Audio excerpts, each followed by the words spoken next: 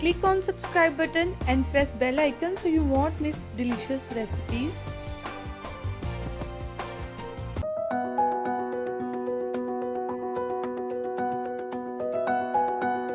बिस्मिल्लाहिर्रहमानिर्रहीम। अस्सलाम वालेकुम फ्रेंड्स, आज हम बनाने जा रहे हैं चिकन स्प्रेड। इसके लिए हमें चाहिए होगा 2 टेबलस्पून के करीब बटर।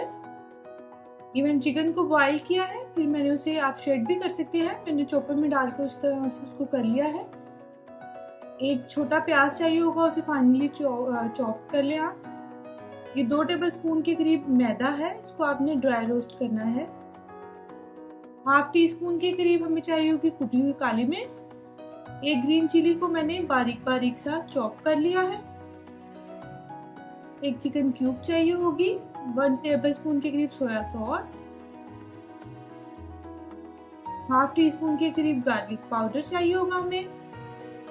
सॉल्ट जाएगा थोड़ा सा, 2 चुटकी के करीब, क्योंकि क्यूब में भी सॉल्ट होता है चिकन क्यूब में। और 1 कप के करीब हमें फ्रेश दूध चाहिए होगा। चलिए इसको बनाना शुरू करते हैं। सबसे पहले बटर को मेल्ट कर लेंगे और उसमें चॉप्ड अनियन डाल देंगे। हल्का सा जब कलर चेंज हो जाएगा देन आपने उसमें ये चॉप किया हुआ चिकन डाल देना है। ये चॉपर में डाल के मैंने इसको इस तरह से कर लिया था, आप शेड भी कर सकते हैं, बारीक बिल्कुल होना चाहिए इस तरह से। देन आपने इसमें कुटी हुई काली मिर्च ऐड कर देनी है। आप अपने टेस्ट के अकॉर्डिंग भी कर सकते हैं, अगर बच्चों ने खाना है तो आप उसको कम डालें। सोया सॉस, गार्लिक पाउडर चला जाएगा इसके अंदर, चिकन क्यूब, ग्रीन चिली चली जाएगी,